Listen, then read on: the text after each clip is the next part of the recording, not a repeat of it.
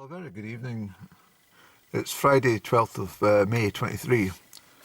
It's actually after 8 o'clock. It's 8:30 almost. But I thought I'd scoot up to the small glen here just for get out of the house. I mention often about cabin fever, so it's bad enough in the winter, but it's nothing worse when the daylight's trying to break through the Venetian blinds. It's the setting sun in the westerly skies, of course, but it's I think it's some time till sunset yet. There's a lot of low cloud and stuff just buzzing around, but it's not at all cold. I had a rather busy day actually, and I was well, I went through. I'd contacted the I think I told you about some event which requires some council intervention, but nothing's happened yet on that particular matter.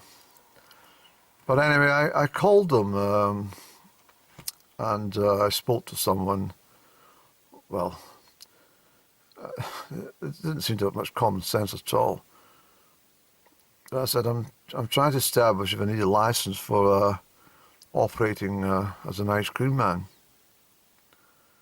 An ice cream van, an ice cream man ban. She says, I don't understand what that is. I says, have you ever heard of an ice cream van? And she says, well, is it a delivery van? I says, no, it's a vehicle which, I said, let me explain something to you. I said, have you got a moment? And she said, yes. Carry on. So I said, well, if you were brought up in a middle-class background and middle to upper-class background, and you lived, I'm talking perhaps my own hometown in Crieff, the likelihood of ever encountering an ice cream van in your street was probably about zero. I'm unsure as to what that was about, whether there was something stipulated when well, this is what I was trying to establish, but whether something was stipulated that you could operate the ice cream van as a man, but you were not able to enter into certain zones in the town. Because I've never ever seen an ice cream van in any of the locations which spring to mind. For example, Gwyder Road or Drummond Terrace or Heathcote Road or Victoria Terrace, just a few, Ferntower Road even. But anyway, but if you lived in some of the, I wouldn't say proletariat schemes, but there were very few proletariats when I was growing up, but certainly there was working class families, which nothing wrong with that. But the working class schemes and streets, because it wasn't all schemes, they always had an ice cream van. In fact, almost nightly, the ice cream van would come around and make a racket. And I think in some parts of the east coast of Scotland, I think they told the children when they heard the chimes of the ice cream van that was an indication there was no ice cream left, because it was so fucking miserable they didn't want to buy their children an ice cream cone or wafer. But in my locality, the ice cream van would come around, and as I say, it'd always time it perfectly, just as tea was about to be served. And the children couldn't wait another second for to get the tea, so they dashed off to the ice cream van. Or sometimes it would come just after tea time, when everyone was feeling a bit low in sugars, and so they wanted to increase the likelihood of diabetes by getting chocolate or ice cream or something.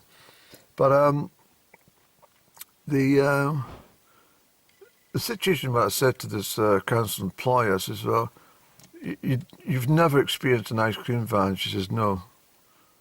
I says, were you brought up in a middle-class suburban area? And she says, I don't know what that means. I said, oh, for goodness sake. So I says, have you ever heard the chimes of an ice cream van? And she says to me, yes, well, I've obviously heard them tooting and stuff like that if someone steps out the road. I said, is there anyone else I can speak to? But anyway, she said, I don't really know what you want me to do. I says, well, have you got a superior I can maybe have a chat with? And she said, I'm not allowed to. We're working from home. I says, COVID's over. What the hell are you working from home for? I mean, the World Health Organization have already announced that it's completely finished, even though I don't believe it even started. But the World Health Organization, if they say it's over, then fucking why are people still wearing masks and why are you working from home? She said, I think you've just called to upset me. I says, no. So I said, I'll tell you what we'll do. I'll pop into the offices. Are they open? Can I make an appointment and come through tomorrow? And she says, yeah, well, what is it about? So I can note it down. I says, it's about obtaining a license or at least to find out if I need a license to be an ice cream van man. So I don't know how she wrote it down, but obviously the person who I met at the appointment hadn't a clue what I was talking about in regards to it. She said the girl had said that I was looking for the council to supply ice cream or something. But anyway, I sat down in the little office and I was pleased to see that there was no masks anywhere and you didn't have to wash your hands in this viscous alcoholic syrup that they called, I don't even know what they called it now when I think about it, antibacterial gel or something. Basically something to give you eczema. But so we sat down, she says, so you've got yourself an ice cream van? I says, no, I've not got myself an ice cream van. I says, I'm trying to understand if the council have any jurisdiction on me operating an ice cream van. Do I need any special license to do so? And she says, well, if all you're selling is cones and ice, ice cream cones and lollies and chocolate, I don't see any problem. I says, well, what I was thinking more along the lines was about the license for the noise that I was making when I go around the streets of my hometown. And she said, I'm not with you. I said, well, as a child, in order to disturb the residents of all the houses, we had to endure the ice cream van's sometimes a very horrid tune, which had so many decibels that used to wake people up and wake the child was trying to get to bed early and it would wake up and start crying and people were watching a thriller or something on the television. It was just the last 5 minutes of the movie and didn't hear what was said and they lost track and they couldn't work out who done the crime. And she's, what are you on about? And I says, I'm just I'm just telling you. I used to watch a program called The Comedians, and that's where the punchline thing came in, because the guy would be telling a joke and all that, and it was the last joke of the show, and just like the ice cream man would fucking start, and you missed the punchline on the joke, and the night was ruined. So she looked at me, as council employees do, and she jotted a few things down. I don't think they actually jot anything down. I think they just scribble on a notepad, play noughts and crosses or something. But anyway, I said, do I require any formal certificates or licenses to operate? And she said, no. So I says, I can just start up tomorrow zipping around the streets of my hometown, and I don't need any issues about making a noise. And she says, well, what kind of noise are you talking about? I says, well, you must have heard about ice cream chimes. And she said, yes.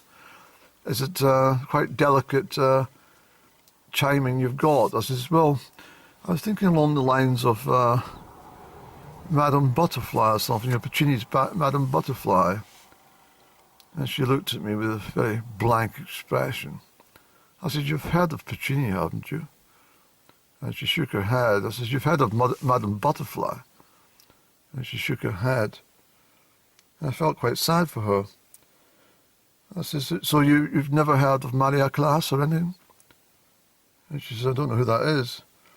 I said, "Well, she sings Un Bel de Valdermo very well. She sings it perfectly, actually." And she looked at me. I could see a tear in her eye, the council employee's eye. I said, "Is there something upsetting you?" "You make him feel very dumb and inadequate in life." I said, "That's not intended." But I said, "So if I zip around the streets with Madame Butterfly, Maria Callas singing in Belle de Verdremo, you won't mind?" She said, "What streets are you going round?" I said, "Well, I was thinking going up Heathcote Road and Victoria Terrace." And she said, "I don't think you can go up there." I said, "I asked you if there's any restrictions in the town." And she said, I know for a fact you won't be able to take an ice cream van up." I said, "Why ever not?" She said, "I think it's out of bounds for delivery vehicles, ice cream vans, chip vans, and anyone selling like pots and pans or even Lucky White Heather." I said, "For goodness sake," I said, "and does that include Guider Road and Drummond Terrace and Colbells Road?" And she says, "Yes." I said, "Well, where can I go?" She said, "Well, you can go up the flats."